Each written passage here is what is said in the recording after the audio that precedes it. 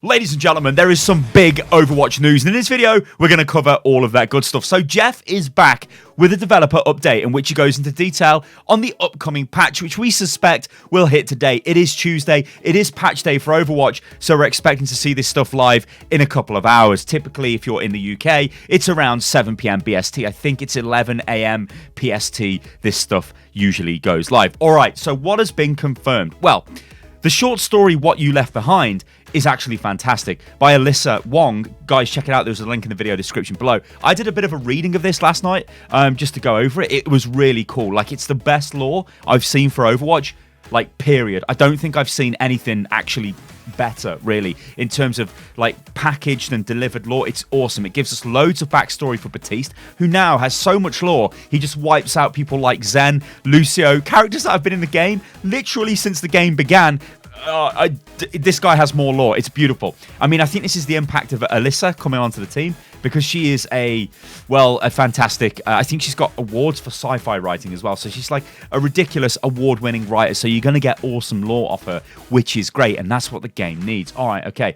So what have I got on the screen here? Well, Jeff, in his developer update, told us about this. This is the Baptiste Reunion Challenge, I believe it's called. And this will be going live when the update goes live. And the update, as I say, should go live today, which will also contain all of the stuff that was on the PTR, which contains replays and some hero balance changes. But we will go over those in this video, just so we're all up to date. All right.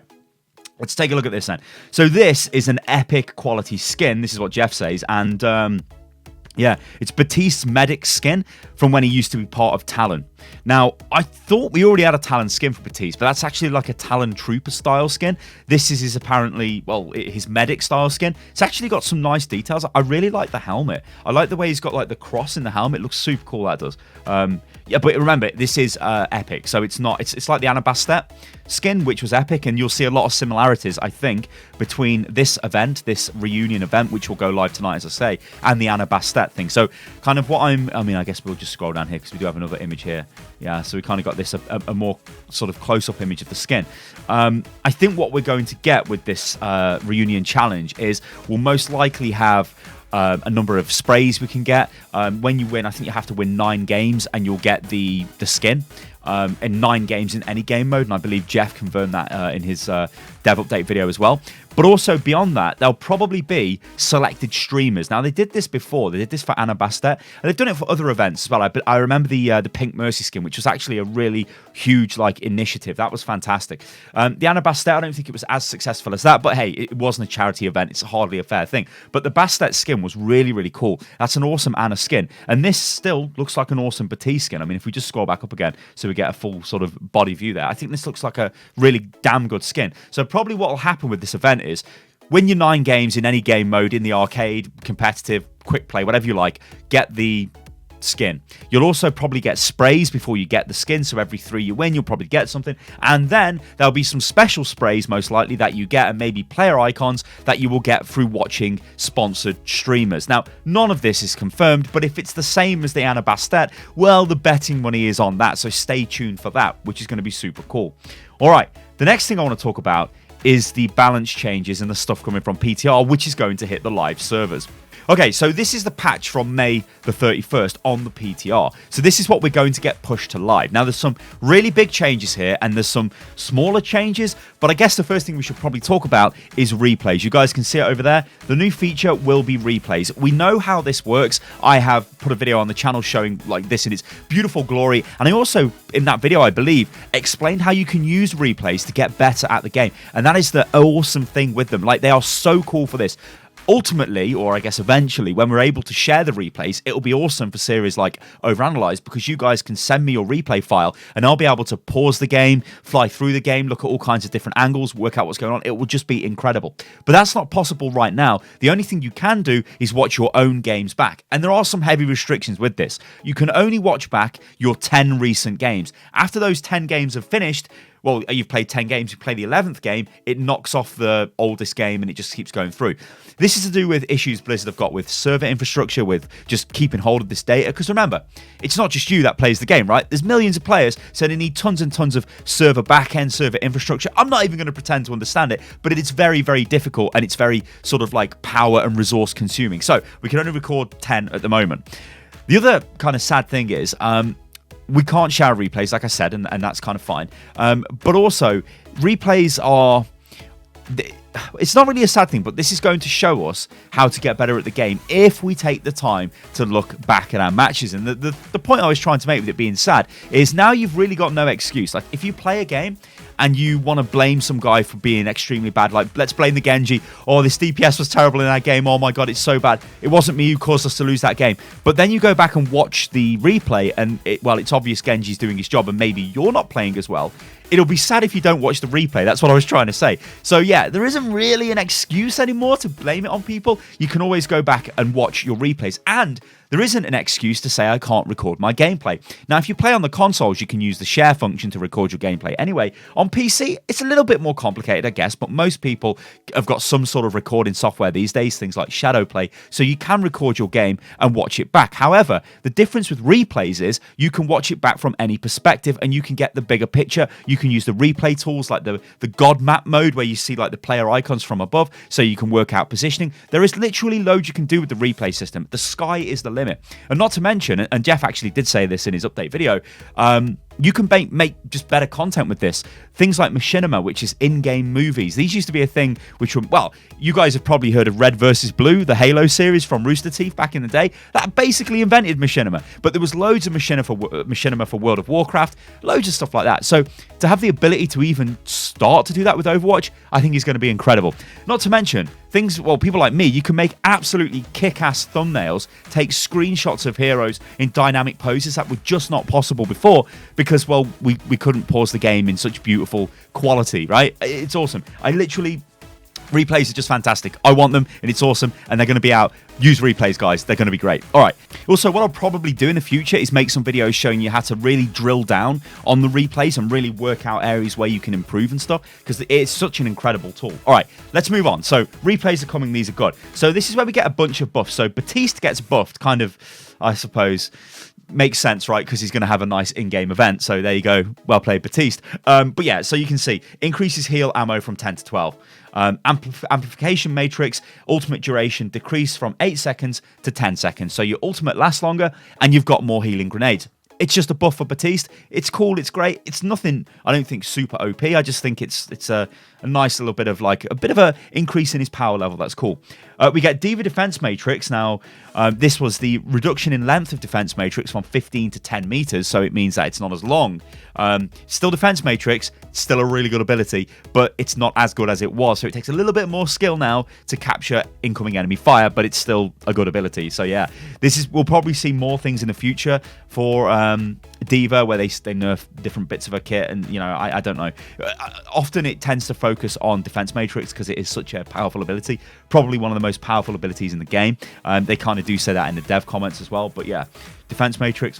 I've also got my Diva top on. Oh no, and Diva's behind me. Oh no, and this is my Diva hat. Oh no. Anyway, Diva, she's still good though, guys. Don't worry about it. All right, this is the other one. This is a mental one. So I remember when I spoke to Jeff at the time, and I was like, we were talking about replays because it was such a cool thing. You know, I got the chance to interview Jeff. It was awesome. And also, they sent me the patch notes through, and the patch notes were like, yeah, McCree, primary fire recovery down from 0.5 to 0.4 seconds. And I'm just like, well, that's nothing, is it? That literally can't be anything. Turns out it actually is. Turns out it's quite good. So McCree is going to be doing a hell of a lot more damage than he did before because he fires a hell of a lot quicker.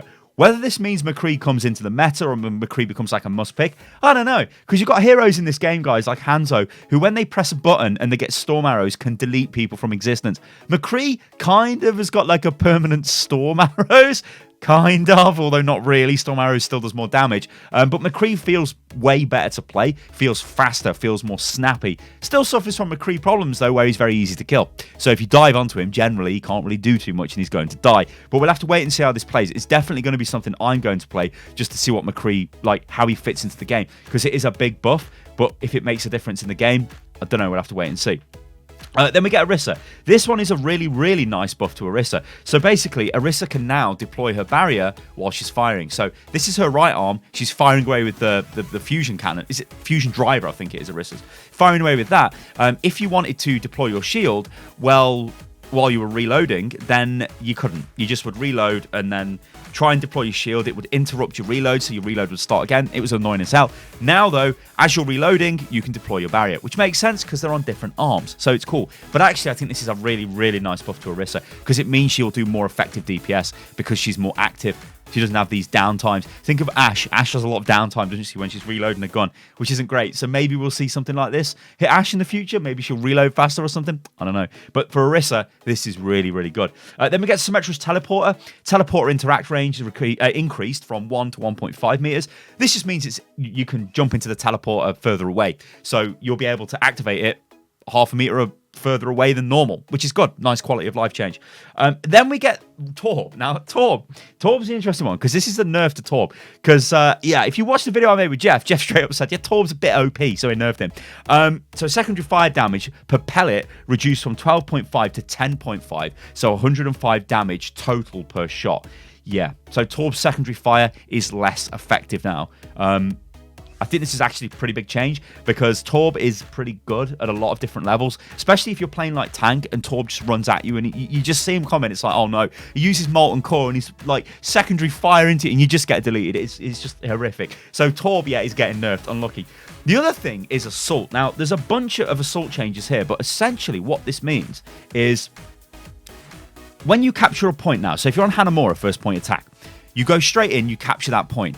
You will be given, as you can see here, 3 minutes instead of 4 minutes to then attack the next point. Yeah, so that's a minute less. This means rounds of assault are shorter. This is good. But the other huge change is you will pretty much instantly respawn during the defense of point A if it's being captured and you're trying to last ditch take it at point B. This stops snowballs. So the dev comments here, it says, the update says, upon losing point A, any defenders that are dead or that die shortly thereafter will have a maximum respawn of 3.5 seconds. But Jeff said in his developer update video, this is essentially immediate for some spawn duration. So if you're, like, the way I see this working out in my head, Hanamura, you might have, like, let's say you die on the point and then somebody else dies. So you've only got 4 people left on the point. The enemy team have got all 6. You're in this weird moment where it's like, do I bother going back? Do I just sit in the spawn? Because if I run forward and try and defend and then we lose 2 more guys, and then by the time I get there, I can't get back, I can't retreat, they're going to kill me,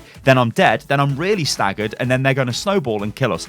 Now, what I think you'll be able to do is just go straight in and like YOLO defend that point because it won't matter. Because as soon as you die, you'll pretty much instantly respawn at point B. So you'll be there to defend it from the snowball, which is actually huge.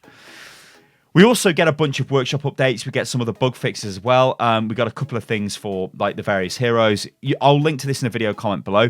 But yeah, that's I think pretty much what we're looking at in this patch. So, all right, guys, I hope you enjoyed that video. If you did, let me know what you think about it in the comments below. Remember, the Reunion Challenge will go live today. As I said, it will most likely be 7 p.m. BST, 11 a.m. PST, and I guess you guys can work out the various time zone conversions for yourself. And I can't wait to get stuck into it. You know, I wonder what menu screen they use. It'll probably be Havana, I guess, maybe. I don't know. But it'll be super cool, right, to see it. I like stuff. I like lore. This lore is really, really damn good lore. And, yeah, give us more of it, Blizzard. All right, guys, I've been Stylosa. This is Unit Lost. You can follow me on Twitter, which is @Stylosa. You can also follow me on Instagram if you like that kind of stuff, which is @Stylosa. I'm actually starting to run quite a bit now. I'm trying to get fit. After the whole thing with like my Crohn's diagnosis being like, I'm okay with that now. That's super cool. I'm trying to get fit, so I've started to run.